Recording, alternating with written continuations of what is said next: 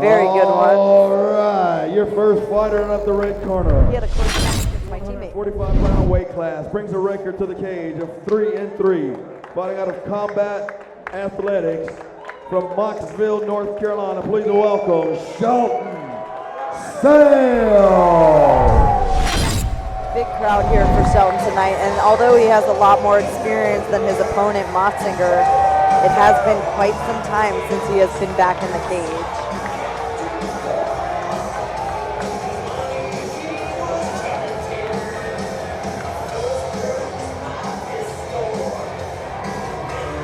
That's right, get out, let's go. Get fired up for this one. The main event of the evening is here, and sounds like some people are here to see Shelton Sales out of the Combat Athletics team. I'm excited to watch Shelton. It's been a long time, yeah.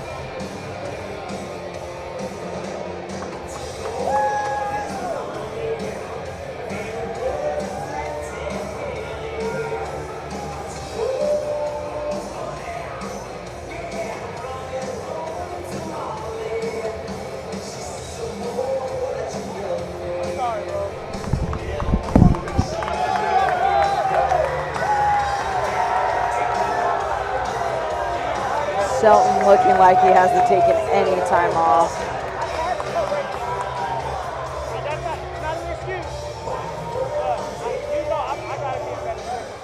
And his opponent, in the blue corner, bringing a 1-0 record to the professional cage. Fighting out of Carolina Combat in Indian Trail, North Carolina. Please welcome Josh Motsinger. So even though Motsinger is only it wasn't that long ago that he fought.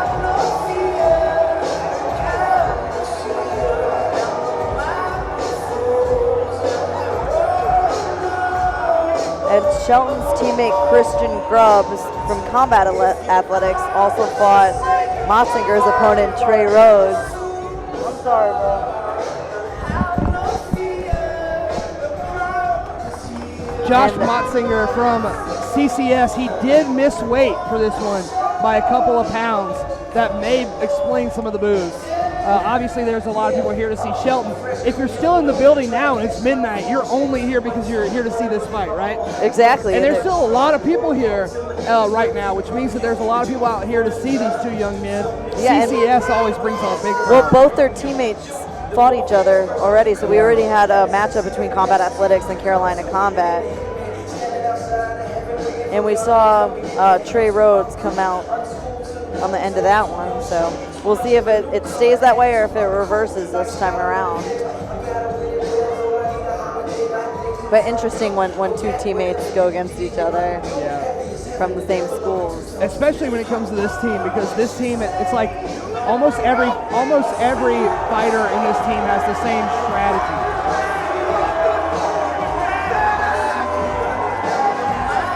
Wow, still quite the crowd here at midnight. Dylan is right, and a very loud crowd.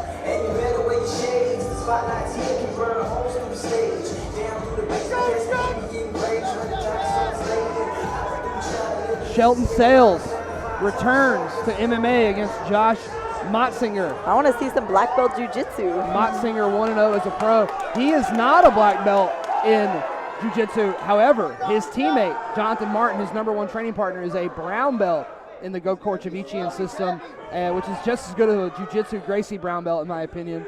And this team is a grappling heavy team, so I have no doubt that Josh will be ready for some of these more jiu-jitsu oriented looks, but I do feel that he is still the stronger wrestler of the two. See, Motsinger leading with quite a few kicks early on. Just one after the next. Shelton looking for those hands interspersed in between Motsinger's kicks.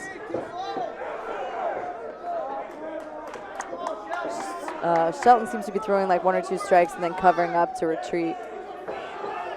They go teep for teep. And there's the wrestling from Motsinger. Goes in for that double leg. And even though as high level as jiu-jitsu you are, it's an MMA fight. You never want to be on your back. Shelton trying to look for guillotine Yeah, lockup, but you can't allow Motsinger to pass. Honestly, Shelton did such a good job, though, because he's making Josh pass to the side that the cage is on. So Josh is going to have to do significantly more work to pass to a good position before Shelton can walk and up. Shelton's back up. Intelligent grappling. Got the neck of Motsinger, but he doesn't have his posture broken, so that's not an ideal situation to be in. He's got to either break his posture down or release the neck and go for something else.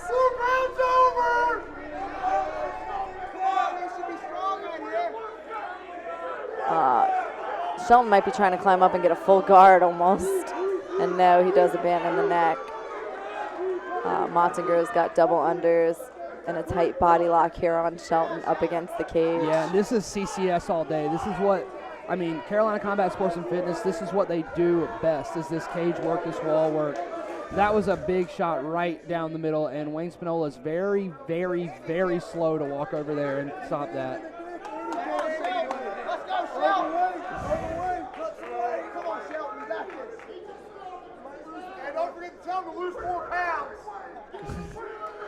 Crowd kind of taunting Motsinger for missing weight. And like I said, I have a lot of feelings about that, but I'll try to stick to commentating.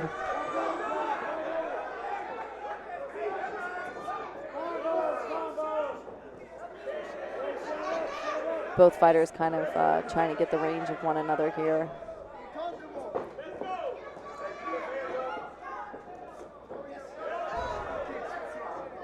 Good low kicks by Shelton.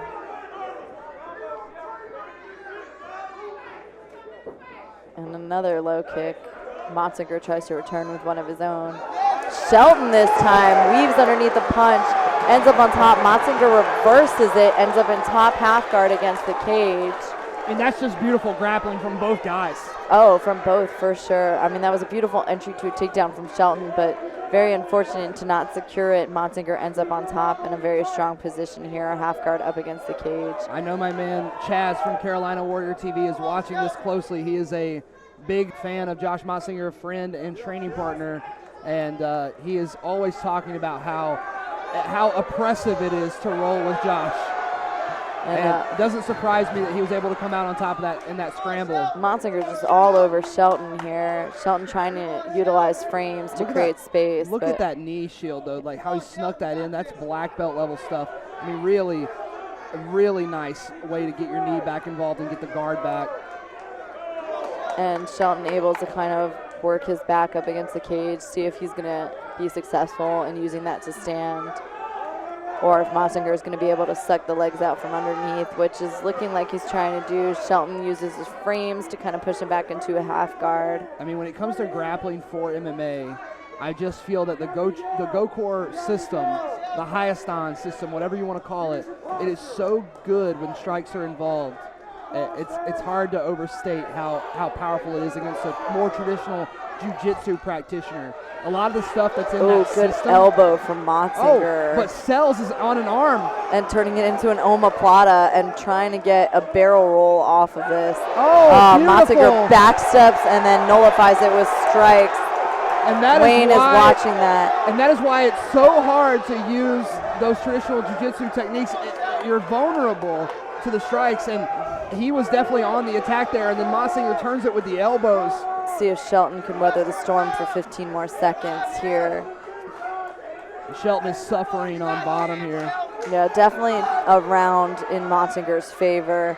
Landed one successful takedown and one successful reversal and caused significant damage from both positions. A very exciting fight so far. Definitely main event worthy. Oh, yeah.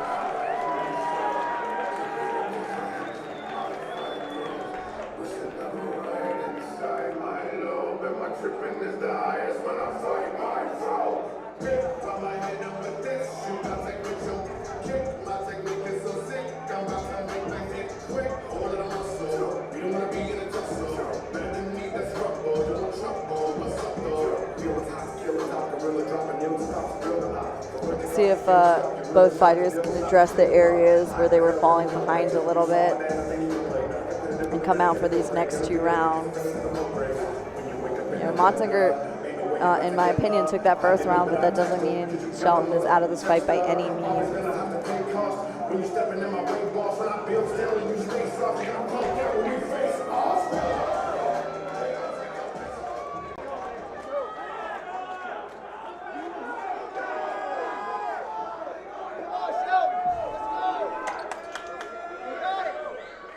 It's round 2 of our main event here, a 3-round affair. Shelton looking very light at his feet to open up this round. Throwing that naked low kick, though. Look how much trouble that'll get you in. Sometimes you throw those naked and it works out. Sometimes you get rocked. Or break a leg. Yep.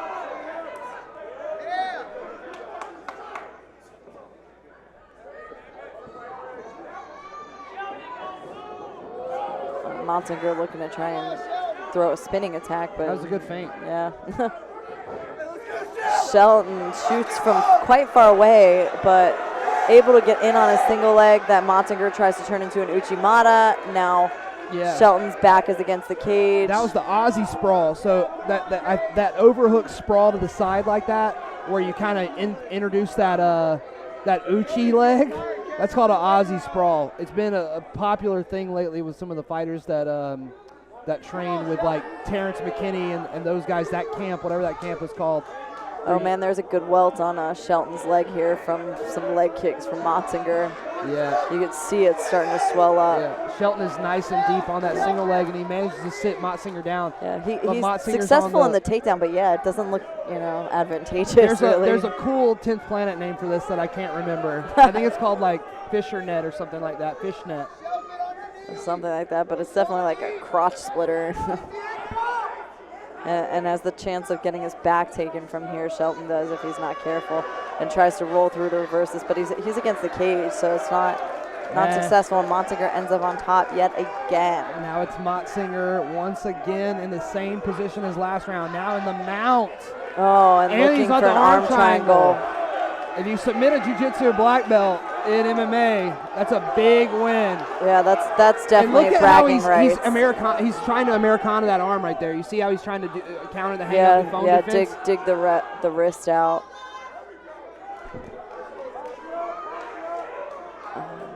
Looks like Shelton's able to defend that arm triangle. Yeah, nothing like submitting an upper belt, which is why everybody out there, if you're listening, you should not clamor to get promoted if possible.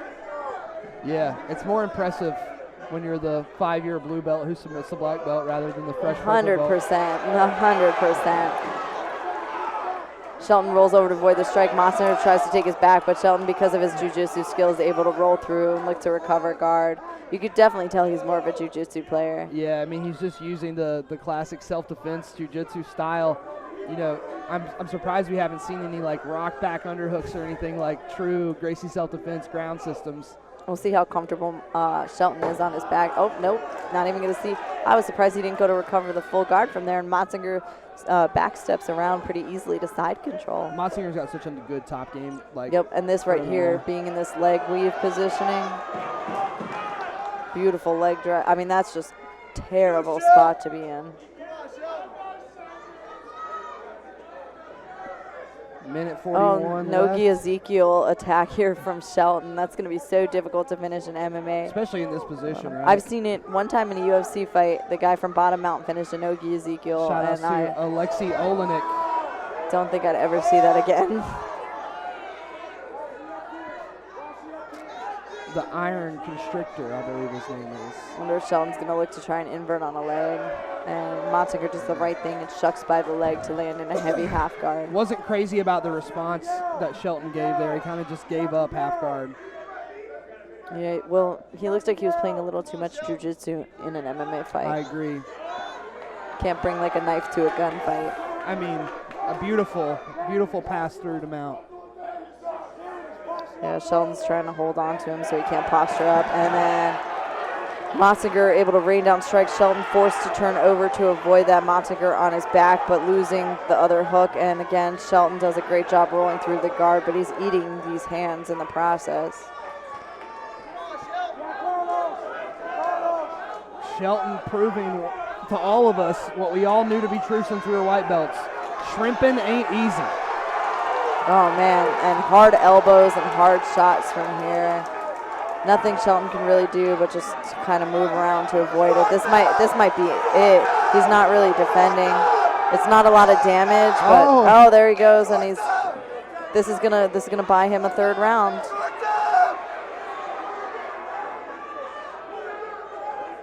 And there you go, that buys him a third round. It's going to be do or die for Shelton Sales here.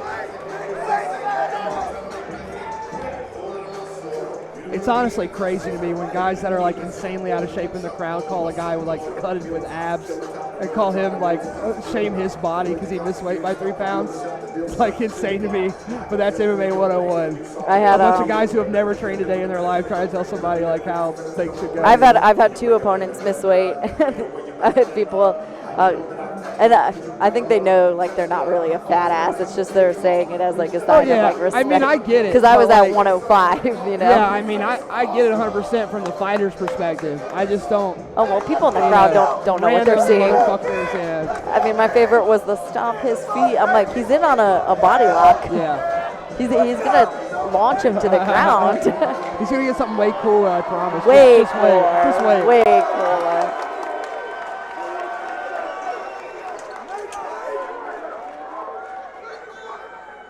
Third and final round here for Shelton Sales and Josh Motsinger.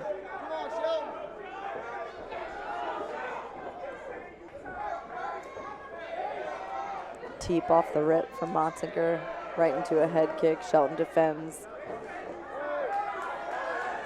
Shelton tries an overhand. I think he knows that he's going to have to finish this fight to clinch a win.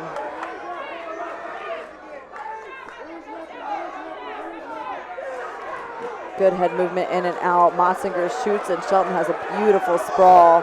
Well, just some elbows. He's got to keep kicking that leg back as he sprawls. He can't get distracted with the elbows. He's got to keep that front headlock. He can't give up this front headlock. That's his best look.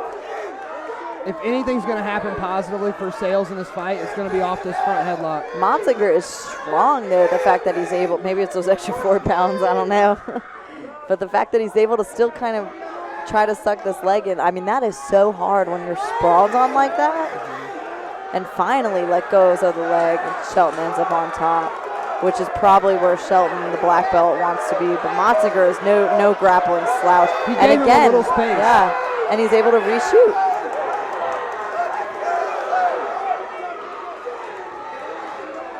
Shelton tries for a guillotine, but Motsinger rolls flat. But that's how you know the guillotine's working. Yes, he had to defend it just like somebody in a Darce positioning. We've got high guard here for Motsinger. Shelton's got to shimmy his shoulders through to not end up in a dead orchard type of position.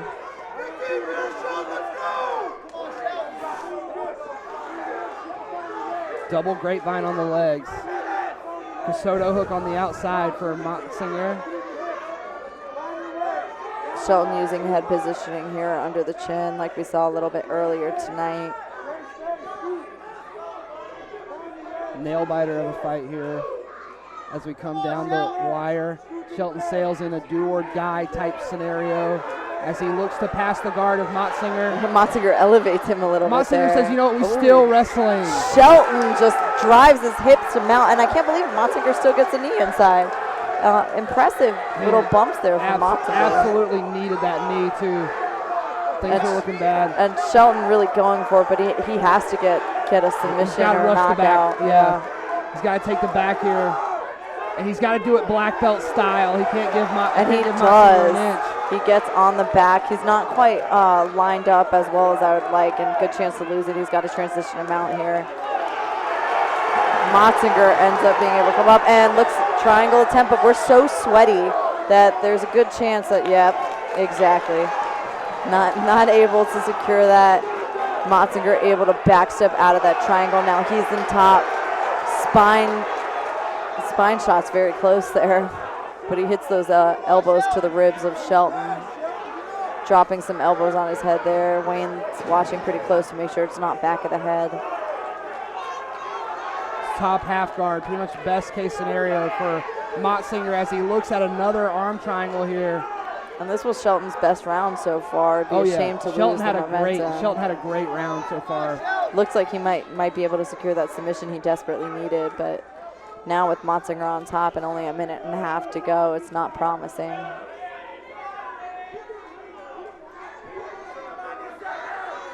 I'd be interested to see if he's going to work some closed guard submissions here, but he seems, the problem is when you're an upper belt, you play so much open guard that you forget that MMA, you really need that closed guard. Gotta have it, yeah. And it's kind of fallen out of favor in jiu-jitsu as well, especially in no-gi.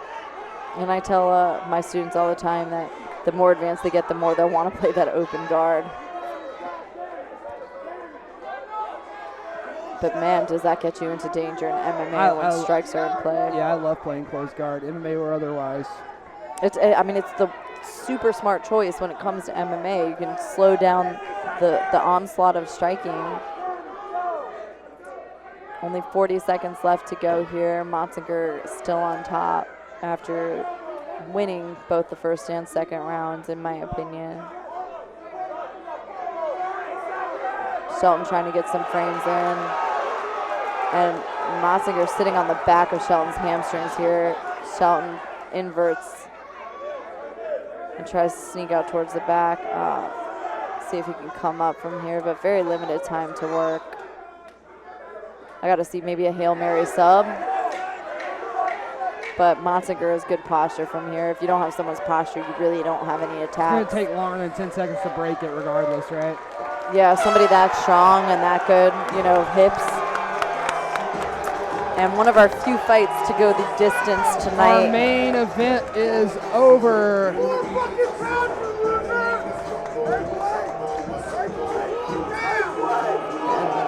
The crowd getting a little bit amped up here.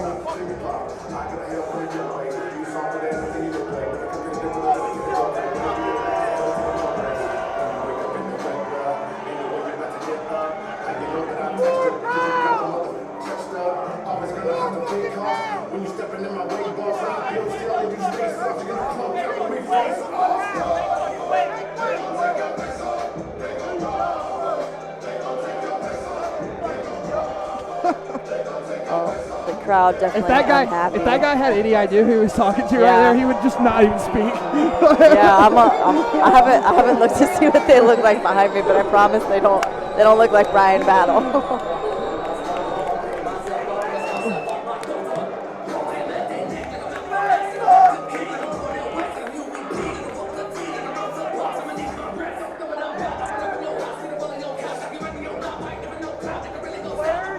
And looking to make it official here is Wayne Spinola in the center of the ring. Josh Motsinger and Fighters to Shelton the center of the Sales. ring, we have a judge's decision as is. And the decision is unanimous and still undefeated out of the blue corner, Josh Motsinger. No surprise there with the judge's decision. Quite a one-sided bout. And one of our very, very few fights to go the distance. Yeah, and they worked hard, man. Look, Motsinger's braids coming out. Yeah, that takes a lot of effort, doesn't it? Yeah. All right, guys, they are bringing up the lights here at the Grady Cole Center. Everybody You be can safe see on your way all of home. the salty And faces look, guys, here our next behind fight us will of have all of the 6 Shelton dates Sales fans starting in for attendance. I'm sorry you have to see that. 2024. But anyway, But they get to look at us. a so. beautiful commentary duo and a beautiful night of fights here at the Grady Cole Center. Couldn't have asked for a better show. Tons of finishes. People on both sides of this piece of paper, 34 fights deep. Every single fighter on this card brought their A game. And we saw knockouts, we saw submissions, we saw a little bit of everything tonight. Couldn't ask for a better show. A phenomenal night of fights. And Fight for its first show of hopefully many here at the Grady Cole Center. I was talking to Josh Crouch, and Josh Crouch, if you don't know, one of the driving forces behind Fight For It now, and it's in Fight For It 2.0 as I call it, says that he really likes this venue and he wants to come back. I really like this venue. I love this venue for sure, and I also love the fact that Fight For It's running some pro fights. Guys, Marcelo, Jonathan, if you're listening, keep the pro fights. They add a level of je ne sais quoi to the card. A nice way to end the night by seeing like guys that are actually trying to make a career out of this. Excellent matchmaking. We saw a little bit of everything, and Dylan and I enjoyed commentating for all of you out there. Absolutely. Wolf Queen, Samantha Shell, as a pleasure to work with you as always. Took 2 years off. It was like you didn't even skip a beat. It was like you were commentating fights at home. I this talk whole a lot, time. There you and go. I do commentate at home. There you go. To the chagrin of my husband. The chagrin. Okay, it's the chagrin, I think, but I'll leave it to the professional writer. All right, guys, that's it for us here at Fight Forward 17. Dylan McGrath, Samantha Shell, so happy to have you with us here on pay-per-view, and we'll see you next year for more fights.